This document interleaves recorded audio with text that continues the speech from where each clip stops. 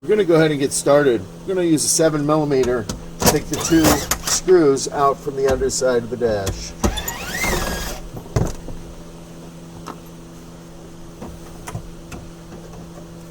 We can go ahead and we can take the side panel off. I don't think it matters, but we're going to take it off. So we're going to go ahead and we're going to pull on the lower dash.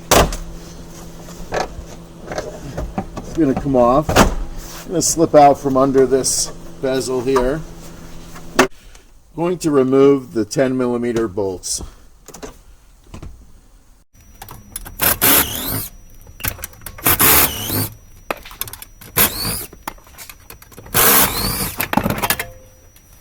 Going to remove the steering column cover plastic. This truck's pretty beat up, so it might have some screws under here. This one doesn't. Pop out the tilt mechanism. Just put a plastic tool behind it and just pop it out. It'll pull right out. Then you can apply pressure to the side with your thumb, and you can pull down on the steering column cover plastic and get it to release. We have the steering column cover plastic removed. I'm going to go ahead and access the ignition switch and unplug it. I'm going to unplug the ignition plug. There's a release clip located right here. I'm going to go ahead and we're going to push the release clip in, and we're going to pull the plug out.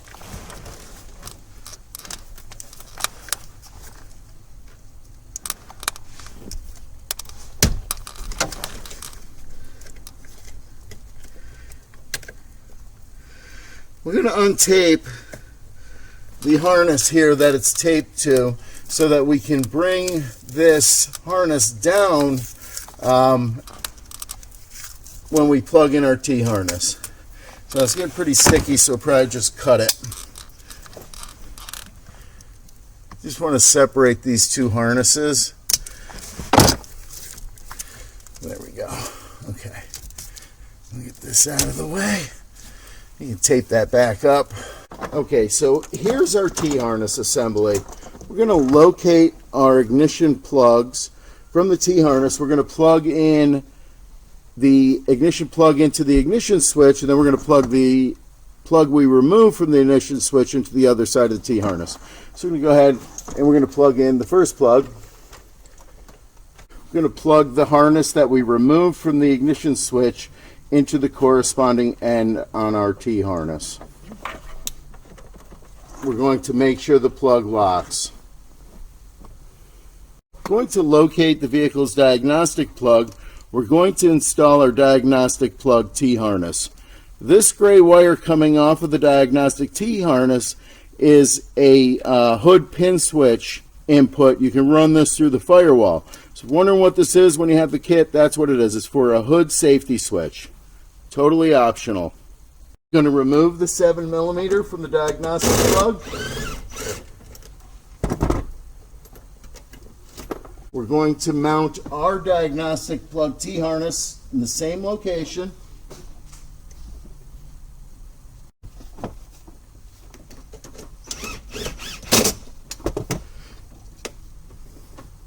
We're going to plug the diagnostic plug from the vehicle into the other side of our T-harness for the diagnostic plug.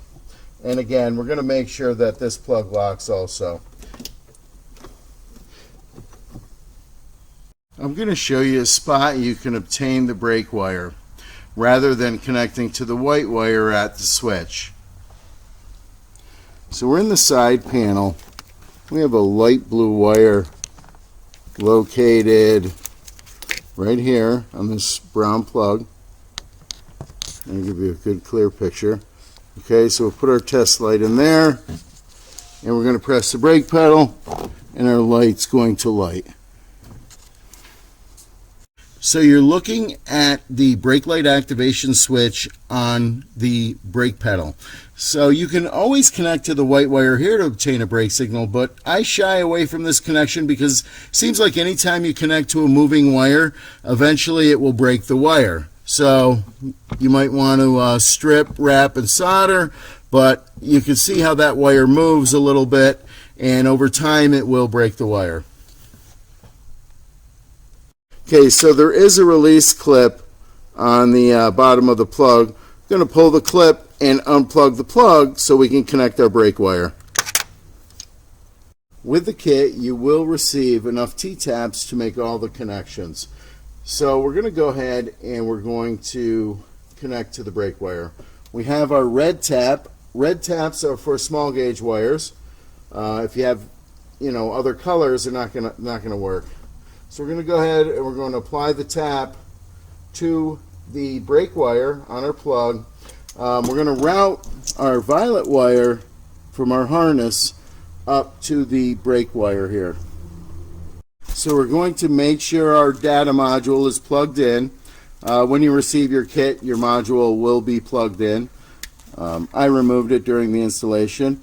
So we've got our data module plugged in. We're going to go ahead and we're going to plug our remote starter in. So we're going to go ahead and we're going to plug in the 6-pin power harness. Okay. So we're going to plug in the secondary harness.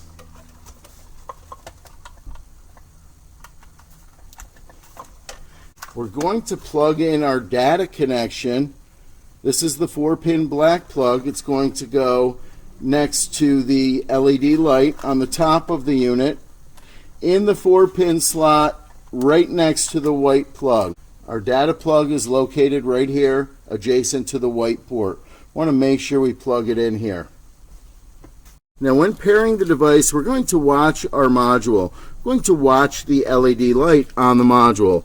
We're going to put the key in the ignition, turn the ignition to the run position. The light will go red. We're going to wait a few seconds to see if it goes green. If it doesn't go green, we're going to crank and start the vehicle. The light will go green and then it will turn off. This is an indication that programming is complete. We're going to shut the key off and remove it from the ignition switch. So we're outside of our vehicle. We have the OEM remote. We're going to activate remote start. We're going to lock the doors 3 times. Now mind you, we've only made one connection wire to wire on this vehicle.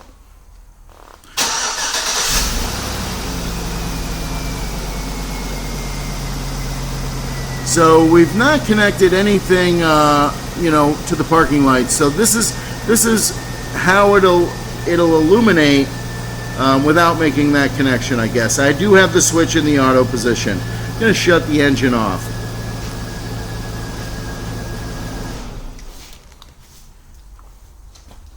Okay, we're going to let the headlights and the parking lights time out.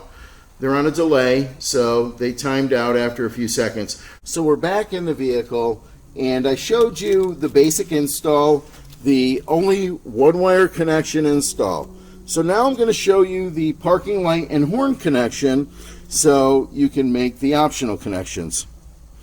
So 2 of the optional connections, actually the only 2 for gas engine, are going to be located right here at the BCM. I'm going to give you a close-up of the parking light located at the gray wire with the black stripe and the horn wire, which is solid black. I'm going to give you a close-up and I'm going to show you how to test to make sure you're on the correct wires. Okay, so we're looking at the plug. Here is our parking light wire. Okay, right here, gray with the black stripe. And right here is our horn wire, which is black on the plug next to it. Let me try to get in there. So I'm gonna move the light in a second. So to test the horn or the parking lights, I want to ground them. We have a grounded bulb style test light. We're going to stab the horn wire. Now we're going to stab the parking light wire. And you hear the parking lights activating. So we're going to make our parking light and our horn connection. Okay, so I promised you a better shot of the wires here.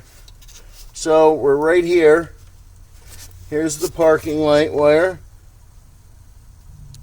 And right here is the horn wire. Parking lights, horn. And we're at the BCM under the steering column. I'm going to go ahead and I'm going to apply T-taps. So again, I'm going to use the red T-taps. I'm going to apply one here. We're going to stay back a little bit off the BCM, about an inch, inch and a half. And we're going to do the horn wire also. Now, we're going to run our yellow wire up, plug into the horn. We're going to run our white wire up, and we're going to plug into the parking light. Yellow's for the horn, white's for the parking light, and I'm going to show you a couple things from outside the vehicle. We're outside of the vehicle with our parking lights and horn connected. I'm going to go ahead and I'm going to remote start the vehicle. And we're doing this from the OEM fob. Now the headlights don't come on, which is a good thing. So if you don't want your headlights coming on, you have to connect the parking light wire. So we're going to shut the engine off. Now I want to show you the RS3. This is one of the variations of this product. Comes with a 3-button remote. I call it a 3-button because this vehicle button doesn't really do anything. It swaps. It can be used on 2 vehicles. So I'm going to show you the operational features. We can lock the doors by pressing the lock button one time. The doors will lock. It'll happen silently. If we want to hear that they're locked, we press the lock button again. We can unlock the doors by pressing the unlock button. So it's going to do priority unlock, this particular setup. It's going to unlock all the doors, and it's going to leave the parking lights on for 30 seconds, lighting your way to the vehicle. Parking lights will expire after 30 seconds. We're going to go ahead and we're going to lock the vehicle to turn the parking lights off now. So we're going to go ahead and we're going to remote start the vehicle. We're going to press and hold the button with the key. I'm going to hold it for about 3 seconds and let it up. The parking lights to the vehicle will illuminate. The engine will crank and start and run for 20 minutes. If you don't come out, the engine will shut itself off.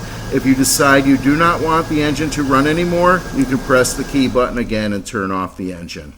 We can disable remote starting and put the system into valet mode by holding the lock and unlock buttons simultaneously. When we do this, the horn will honk 3 times, putting the system in valet mode. Now if we try to remote start the vehicle, it'll blink the lights 3 times instead of remote starting. The keyless entry function will still work in valet mode, but the engine will not start. To take it out of valet mode, we're going to press and hold both buttons again simultaneously. The horn will honk 3 times.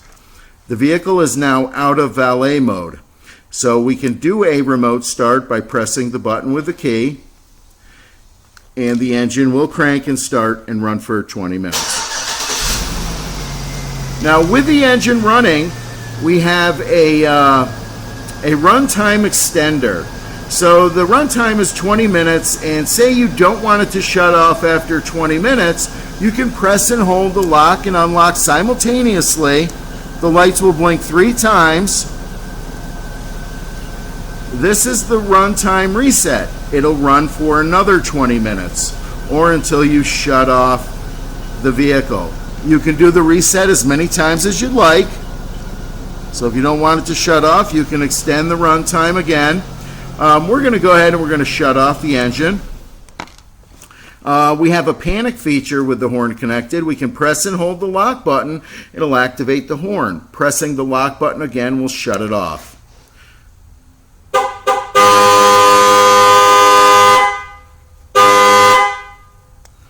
So, you know, a lot of people want to use the OEM remote, but this remote is actually superior once you use it. So I'm going to show you timed self-start. This is a feature where you can set the unit to start every 1, 2, 3, or 4 hours on its own. And I'm going to also show you a turbo timer and go over a couple things for you diesel guys. Okay, so we're inside the vehicle. I'm going to show you what's called quick stop or idle down. So we're going to start the vehicle with a key.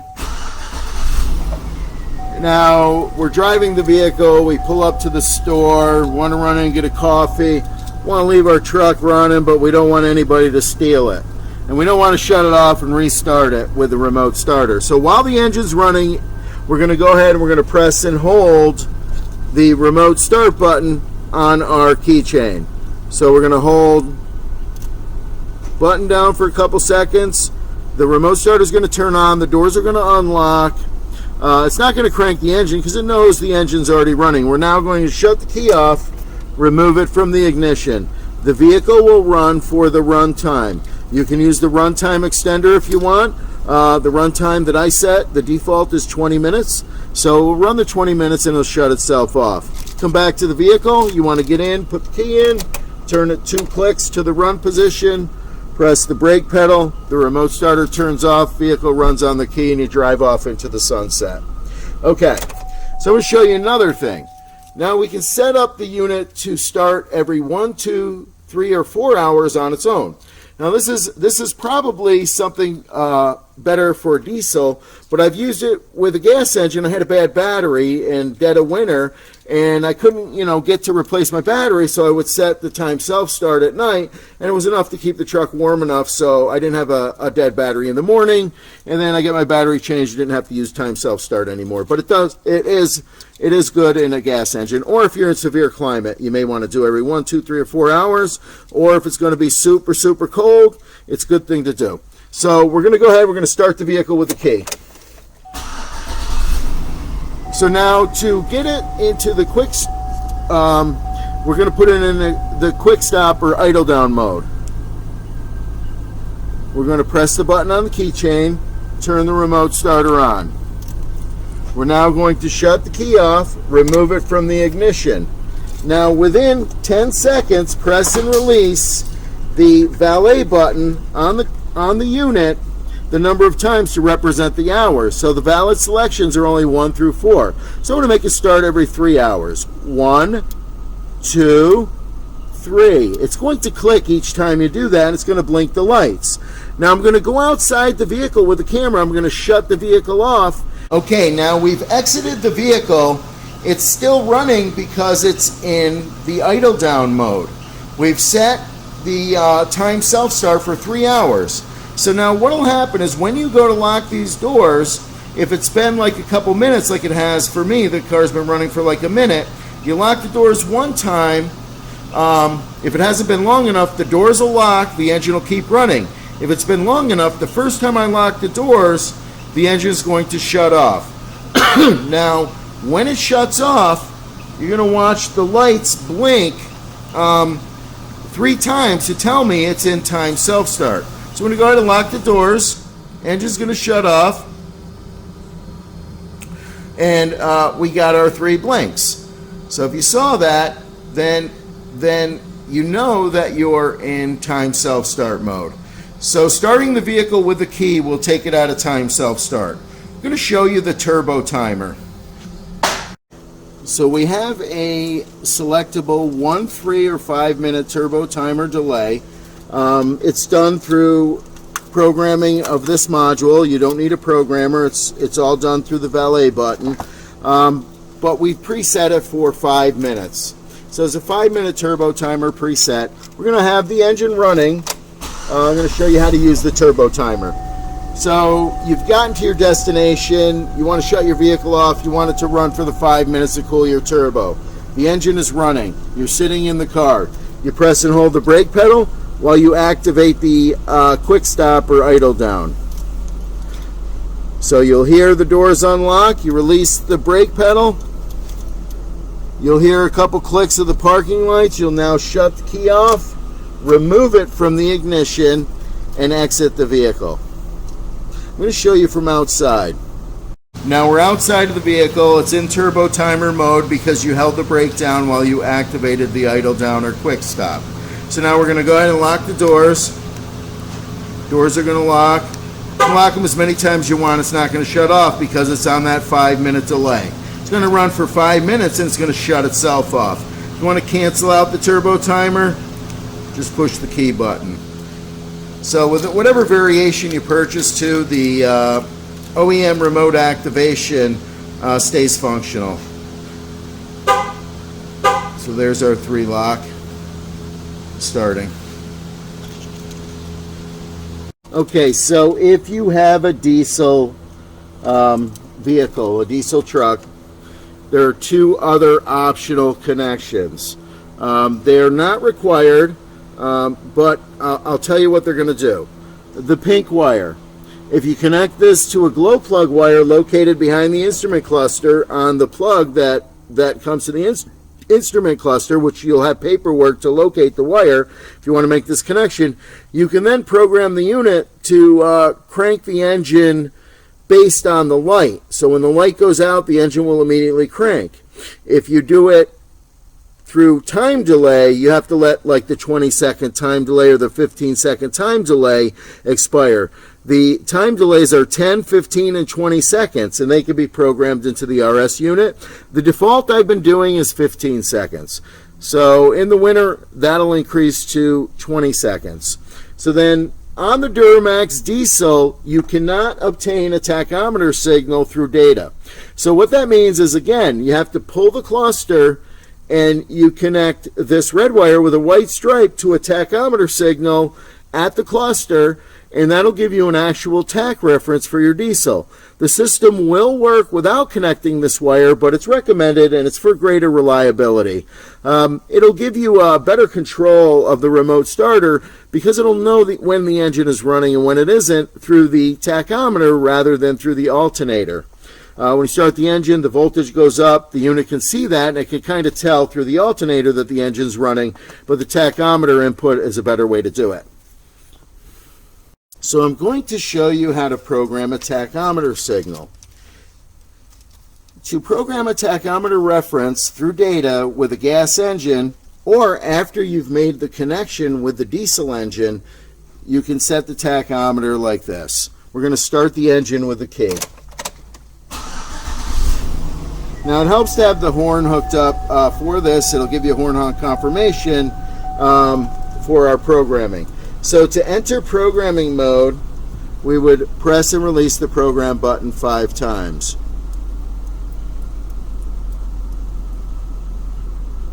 We're going to wait. Unit will honk back 5 times.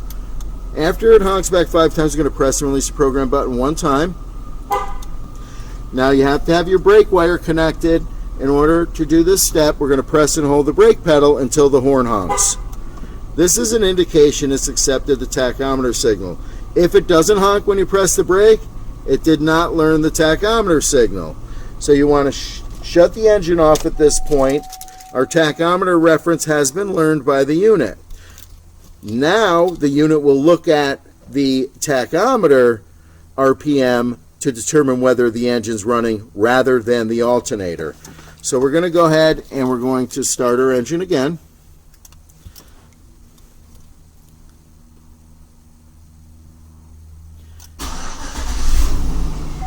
Okay, so our engine's running, and we're going to go ahead and we're going to turn it off with the OEM remote.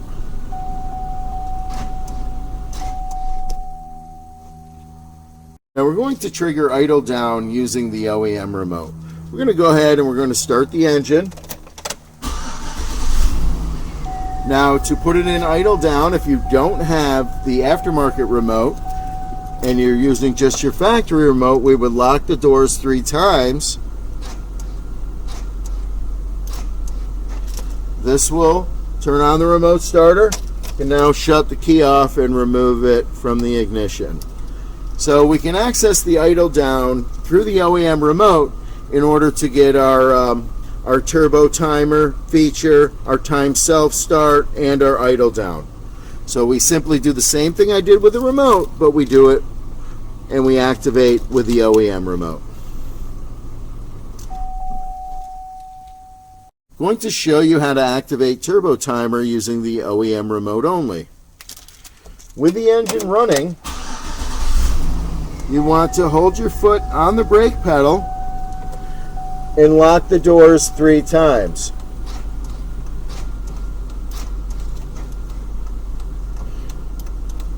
The parking lights will flash indicating it's in turbo timer mode. We can now shut the key off, take it out, exit the vehicle, lock the doors. The engine will run for 20 minutes. We're going to do timed self-start with the OEM remote. We're going to start the engine. With the engine running, we're going to press the lock button 3 times. This will turn on the quick stop or idle down. We're now going to shut the key off, remove it from the ignition, and then within 10 seconds, press the program button that corresponds to the number of hours we want it to start in. If we want it to start every 1 hour, we'd press it 1 time. 2 hours 2 times, 3 hours 3 times, 4 hours 4 times. That is the limit. So we're going to press it 4 times. 1, 2, 3, 4. We're now going to exit the vehicle and shut the door. We're outside the vehicle. We're going to shut the engine off by locking the doors 3 times. We do this, the parking lights are going to flash to indicate how many hours starting will be. So I set this one up for 4 hours. I'm going to go ahead, shut the engine off, and I will get my 4 light flashes at the end. Okay, 99% of the time the system will work from the OEM remote. I've had a couple vehicles that did not. That's why I do not offer the system with just the OEM remote. You have to buy a transmitter. Choice 1 is the RS1. If you don't have power locks, this might be the choice, but then you're going to lose the runtime delay, being able to put it in Valet from the remote, and has small batteries, so I would steer away from this unless you absolutely want the smallest remote possible. Next one is the RS3. I showed you this. It doesn't have a trunk release button, so if you have something with a hatch release, one of the vehicles in our chart here, then you don't want this because it has no hatch release. So then we move to the RS4. Buttons are configured different. Operation is the same, and it has a trunk or hatch release. Then we jump up to the RS7, which is an FM two-way. By the way, the first 3 are just one-way remotes. This is a two-way. This will confirm commands to the vehicle and has a nice liquid crystal display. Another choice would be the MYCAR smartphone controller. It's very simple to connect and program. I'm going to show you how it works. This is our MYCAR smartphone controller unit. This is the wiring harness. So if you buy a MYCAR and you're going to connect it, there's a black and a red wire that are not used. We remove them and we leave the yellow wire banded for expansion. So we're going to need to plug in the HRN LLRS01 cable into the blue connector here. We're going to be left with this white connector. We've banded up the other ends on the LLRS01. We're going to locate the telematic smartphone port on our unit. It's on the side, it's white. We're going to plug in to this port. When we do this, the MYCAR is going to power up. The red light is an indication it's looking for a GPS signal. When the light blinks, it's looking for the signal. When it's on steady, it locks. There's a green light that's going to start flashing also. This is a cellular indicator. While the green light is flashing, it's looking for a cellular signal. When it finds a cellular signal, the light will go solid and lock. There's a this side down indication on the case. We're going to put it the down position. We're going to set it on the dash and let it acquire a signal. And like I said, so now it's looking for GPS and cellular signals. So we're going to just let it sit and let it acquire. So there we have the green looking for cellular. It may have locked on the cellular already and it's still looking for GPS. We're outside the vehicle. We have our app up and running. If you notice, we have temperature, signal strength, battery voltage.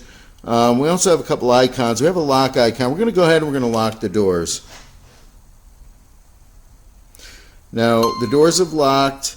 We've got an audible and we have an indication here that they're locked. We're going to go ahead and we're going to unlock. And there's our lights on for 30 seconds, just like we did it with the remote. We're going to start the vehicle.